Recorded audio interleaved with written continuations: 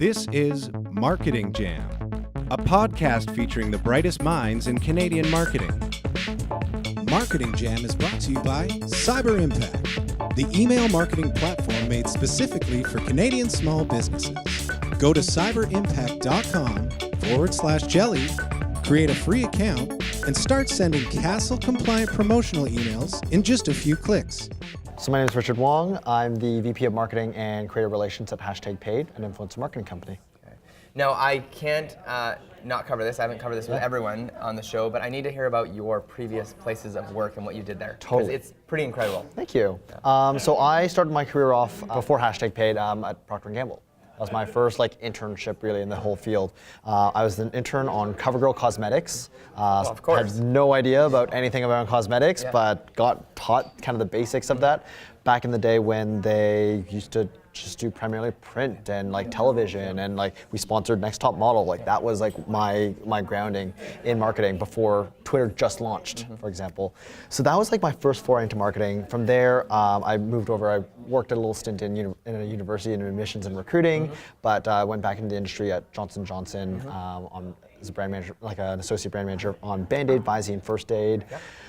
Still, I still want to do something more digital, something more tech related, and so I worked at Google for a couple of years and worked on Think with Google, on YouTube, on a whole bunch of the different ad products that they have there at the YouTube team. And then I jumped into the startup world where I worked at 500px, photographers community, before I joined #Paid. When you say join #Paid, what was it when you joined it? So I was employee number 8 there. Cool. It was a bunch of really amazing people who had this just absolute passion for creators. From Canada? From Canada, Right Toronto. here in Toronto? Toronto, born and raised. So office just down the road from here? Just down the road. And how many are in the office now? Right now, we're over 40 people in both Toronto and in New York, and soon to be probably on the West Coast quite soon. Wow, West Coast America or Canada? West Coast, America. LA. Okay, LA. That's okay. So I subscribe to Think with Google. I love it. It's my favorite e-newsletter to get. That's awesome. So did you create that? Or I was on the team that brought that to Canada. It's awesome. Yeah. No, I'm a big fan. So Thank you. for the role you played in that. Thank you for subscribing. Thank you for doing Think with Google. So the work you're doing now, what I noticed on your website is you can scroll down, and if you're a creator, there's a cool little tool that tells you 35 cents per impression and how much you get paid per post if one is accepted. So I'm just using me as an example. I'm not anything, but I have 2,000 followers on Instagram. Dude, so if I awesome. But would you take someone like me with that low of? Yeah, so our side is, at least for most of the campaigns that we do at scale, we put our minimum threshold as 5,000. Okay, so once I hit 5,000, then I could even consider applying. Then you log in, you have all your stats over there, and you're starting to become visible to brands. So if I'm 5,001 followers, let's say, and I apply, I'm just trying to think, I'm using it as a case study. What can I expect? Do you get to know what I'm into, what my followers are into? Cool. So as soon as you're onboarded, you get a whole welcome from the whole #Paid team. Then what you'll do is you'll get periodic, we'll give you on our blog, on our other area, we'll coach you to be able to try to become more of a professional. Does it cost anything? No. What? Completely free. We're about trying to educate all the creators so that creators themselves can become more professional. So why wouldn't everyone join? They don't know about us yet, so join. Okay. Yeah. And so it's free to join, and then join. What happens after that? So then what we do is you'll get periodic emails if we think that you might be a good fit. For Aldo? Yeah, for Indochino, Aldo. maybe? Absolutely. Yeah. And one of the things that we'll do is ask you just general questions about your lifestyle, your habits, and just try to get to know you a little bit better. In my last session, I was talking about the Ontario government was doing a quitting smoking campaign. Well, not everyone's a good fit for a quitting smoking campaign. You should have to be trying to quit smoking. Yeah. But Di Manuel, who's a very healthy blogger or YouTuber, he'd be a great fit. Absolutely great fit. Yeah. We worked with a photographer named Bora versus Bora. If you see a lot of his photos, incredible street photography. He had a whole story about him quitting smoking. Oh, that's great testimonial. Absolutely. So that's you guys. You're like eHarmony. Would you say for brands and creators? Would you call yourself that? I think that would be an apt description. We have something called a matching algorithm. Yeah. Very similar to what eHarmony would probably have as well. Really? Do you think it's the same one? I don't know. Okay. It's probably a little bit of a difference in terms of attitudes and are you into this, are you not into that? Yeah. But more along. Versus love languages, Of course. Yeah. Okay. But similar, same but different. Okay. So how do you guys make money then? Yeah. So the way that we end up making money is we tell the creators based on that little tool. we give them some recommendations of what they should charge. Okay. And they can either price themselves. We give them a range of like, if you want to price yourself super competitively, you can do Okay. that. If you want to price yourselves more like you're a veteran and you want to earn a little bit more, this is like the top threshold. Yeah. And then the creator makes 100% of their rate. Okay. And what we do is we start to add essentially like a management fee for all the brands that want to end up working with us. That you bring to the creator. Exactly. And if the creator just spends all the time finding their own brands, you don't get any of it. No. But you've given them all the tools, the resources, the support. We're here to help support the creator community itself. Do they live on your website somewhere, like a little place? They live in all the cities that they live in, but their profiles themselves, we have profiles. Yeah, and then you can send that profile to the brand. Yeah, no Black Mirror stuff yet. Yeah. Okay. Yeah, Perfect. but the profiles all live on our site, and but we're really private facing though. It's not public. it's private facing. Yes, yeah. But for the brands, the way that we make our money as Dove hashtag comes paid. to you and says, "Hey, I don't want to have to find my own. Do Yeah, it for me." exactly. So that's where the money is. So Yeah. so you have a team. You have a team of 40. Is a large percentage of them knocking on Dove's door and Johnson & Johnson saying, "Hey guys, don't do it yourself. We'll streamline it." Yeah, so we have a portion of it, not the majority. The majority of our team are actually creators themselves. Oh, wow. Not a full majority, but Yeah, like yeah. about 25% of Yeah, our, yeah. our entire team are Okay. creators themselves who. So they're not just employees; they're also creators. Yeah, Isn't there a commercial about exactly. that with the hair guy? I don't know, but I have not to see that. Hair Club for Men. He's it? like, I'm not only the president, but I'm also a member. And it shows a before I photo. thought there was of like him as the bald. WestJet ones. We're like, Oh. at WestJet, we're no longer just employees. We're also owners. owners Yeah, as yeah, well. yeah, okay. So yeah, we have creators who work as part of us, and they help educate the community of our creators as Amazing, well. okay. They're the ones who are working side by side with the creators on those campaigns with them, and they're also the people who are helping the brands put together creative strategies See, that's so great that 'cause they're empathetic. yeah, They're not. Yeah. and that these campaigns don't just fall flat. Everyone wins. Exactly. So here's a scenario. So I say I join. I'm like, okay, you figure out a fit for me. Our first brand comes to me, and I decide I want to go on the Mata side, charge on the competitive edge. Yeah. So when do you start charging a management fee? Is it the first time you bring Dove to me, and I want to charge him? So we charge the brands. So it's on the brand side, not on the creator side. So the no creators, ma- the so creators you- make 100%. So we'll never see how much you charge the brand, but we'll know that we were well taken care of. Yep, You protect us. exactly. Do you do the contract then? Do you Yeah. give us a draft? So what we do is when you sign up, we have all the contract details, all the contracts, but all the the payment goes to me. Yeah. So the other side that a lot of creators end up having troubles with is, Yeah. as I'm sure anybody Accounts freelancing is receivable like and- trying to collect money Yeah, from accounts anybody. It's receivable, like of course, yeah. crazy. Yeah. So our side is we pay all of our creators right away. Like you get So is the contract with hashtag paid then? Hashtag paid. Not the brand. Exactly. So you prepay them because then you Yeah. have some capital that you Exactly. can take the risk on, Yeah. but you trust that guy's. And then we have our Rocky Balboa trying to go collect money from the brands. your Of course. so you stress about accounts receivable. Absolutely. That's huge then. Huge. So no cut, No cut. all the resources, All the resources, all the accounts receivable. all the accounts receivables. You get paid on time every single time. So what's the downside? I'm trying to find the downside here. I'm not. Why would you not join hashtag paid? For some people, would rather just work on their own. Some people just don't But think they need can help. still work on their own They if can. they're part of hashtag Absolutely. paid. So that argument doesn't work. Sorry, they yeah. can still work on their own, but still be a member of hashtag paid, Yeah. right? So we think it's a pretty great service offering for a lot of the creators. But why else would they not? I'm trying to think of a legit. Why? Like they legit not. Sometimes there's just a lot of other platforms that are out there that try to promise a lot of like, oh, I'll get you deals, I'll get you this. But they will take a cut, like They do. 20%, Yeah. 30%, Yeah. 10%. So it's about differentiation. And you can't, and they always want a, what's the term, exclusive. Yeah. And then you have to change your email address to their email server. Exactly. And they don't let you do barters. Yeah. Most of the time. Yeah. And so I still let barters happen because they're on their own, doing their own things over there. yeah. You don't care. So our thing is we don't sign them exclusively. So you are more than welcome as a creator to like work on your own stuff on your own. So all we're doing is like kind of supplementing it. Yeah, and adding to it. Some people make so much supplementing it that it's their full-time job, just working on this type of stuff. Yeah, we met one, Exactly. less list. Yeah. Right? Yeah. Absolutely. So question for you then is, I don't know if you can share this, but how many brands would you bring people a month right now? Like, would you say on average? It really ranges so much Seasons? depending on like the type of content you create. If Well, you're or maybe not for the first, yeah. like how many clients are you guys landing a month? Like large brands or brands that are willing I to would hire say you like guys? right now the latest stat I think we were sharing is like about 5. We're working at least 5 collaborations a day. 5 a day? Yeah, 5 new like, campaigns a day? 5 like collaborations go live a day. And so how many campaigns would you do a month? Campaigns, I honestly don't have. Okay. In terms of the number of campaigns, there's some campaigns that are like multi-million dollars. Yeah, of And there's course. some of them that are like really small, like 30, 50K budgets that are just going around there. Okay. So on the brand side, I'm talking to brands now, Totally. come to you and say, hey, I'm really tired of always having to find all these people. Yeah. What's the rate, or what's the minimal to come to you, and So what's the charge? we talk to our brands like the hashtag paid's like best value that we can providing people is trying to help them do their influencer marketing campaigns at scale. Yeah, of course. For us, scale is a minimum of $30,000. $30,000. So I'm going to come to you. I got $30,000. You're going to do all the work, finding the people, doing the contracts, managing them, you're going to brainstorm the campaign. Exactly. Of the 30, do you tell me how much of it is management, how much goes to the... Exactly. Yeah.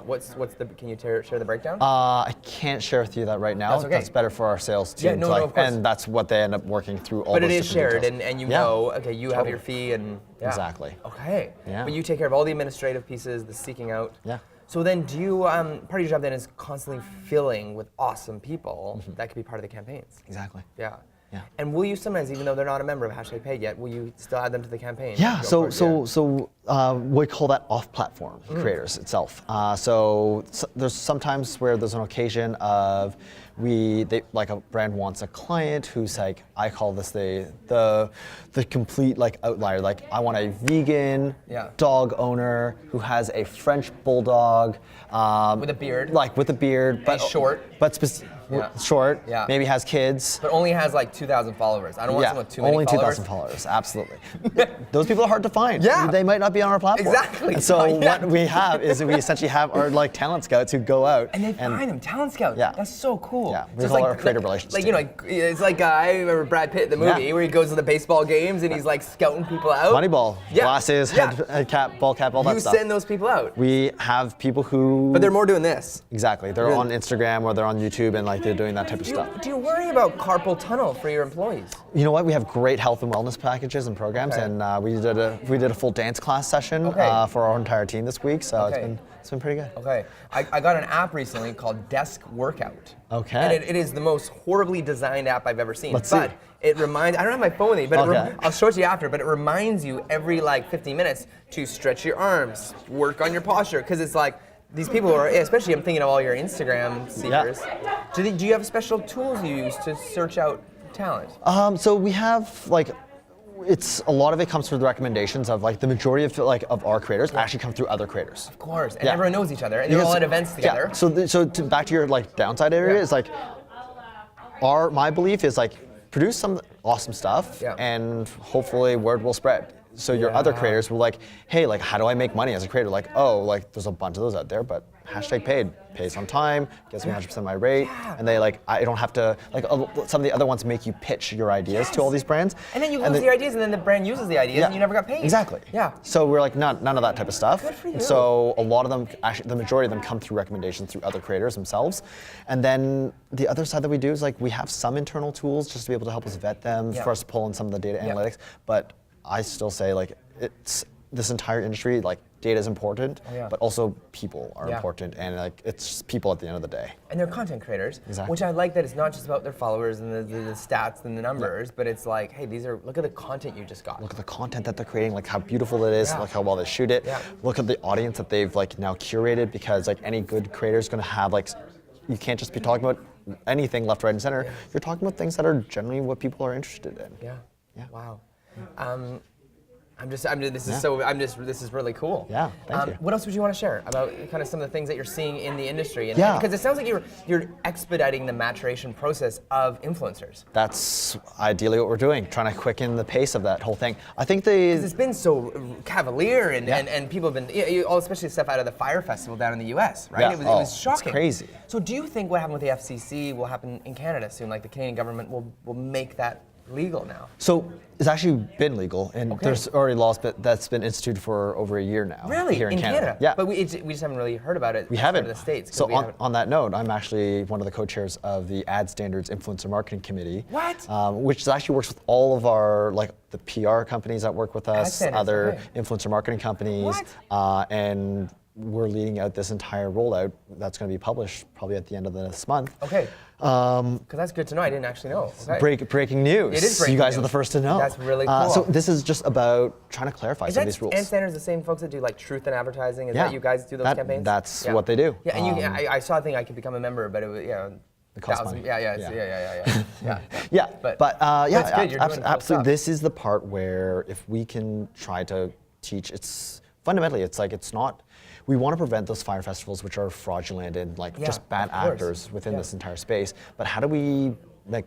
These creators are producing incredible content. They're working with incredible brands. And you do YouTubers as well? Absolutely. Is Corey Vidal one of yours? Yeah, I know Corey. Is he a member yet of the I think he is. Okay. Yeah, we have over 15,000, but I'm pretty sure he's great. I know Corey, and Corey, if he isn't, he should absolutely be. Yeah, he should. Corey, if you're listening, join, call me. Do they get anything cool? Do you send them any swag? Do you send them like? We do actually. What do they get? Can you share? So we have a magazine. They get a magazine. They get a magazine where we profile different type of creators. Okay, cool. So sometimes some of the creators are profiled. Yeah.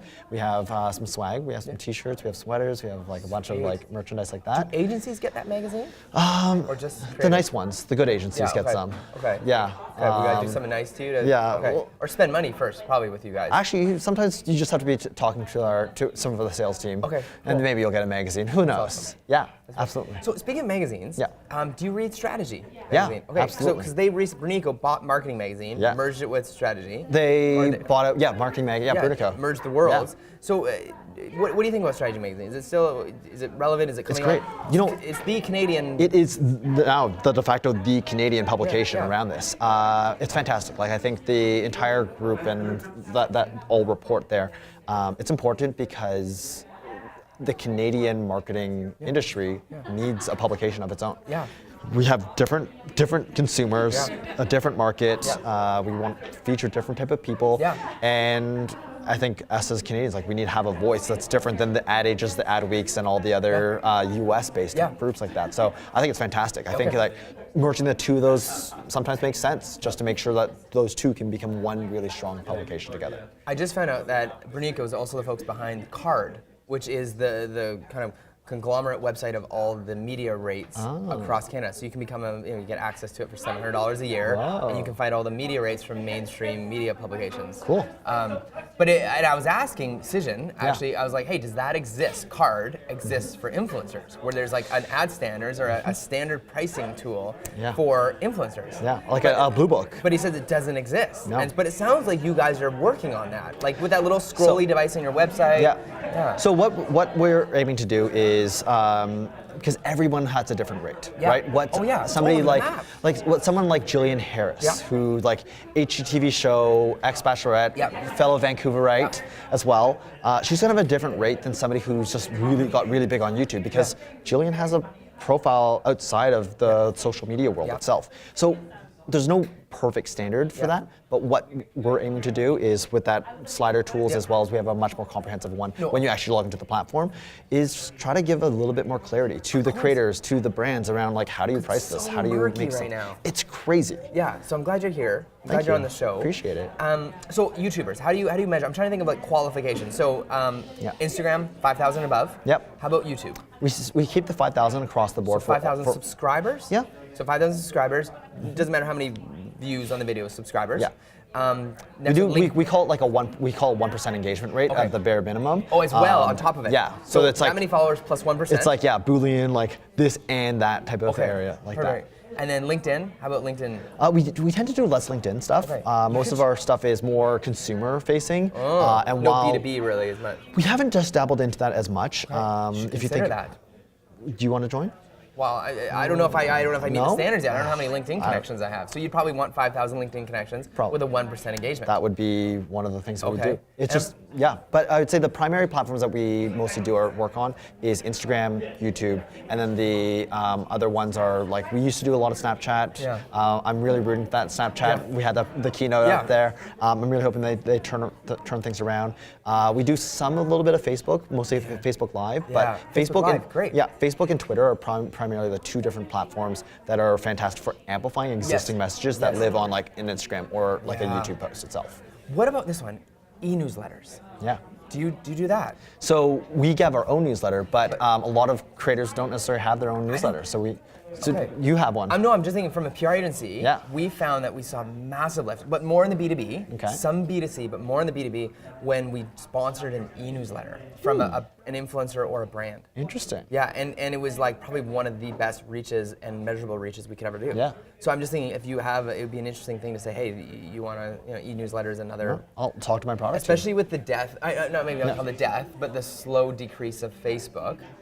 pages being relevant, the increase of e-newsletters continues to be on the rise. Yeah, I think it's an element where people were getting away from blogging probably over the past couple of years because everything was like with the growth of like Instagram and YouTube. Do you and, measure blogs? Like if someone wants to blog? We have blogs, yeah. We work on blogs as well. And if someone wants to say, hey, I don't have any social, I just have a blog, is that even an option to join hashtag That is. page? Then they just connect their kind of Google Analytics and show some of those data points. And you probably want at least 5,000 unique visitors a month. Yeah. Right? And they got to be legit visitors. And Exactly. Okay. So that's the element where like perhaps with all the algorithm changes, like we focus more on blogs.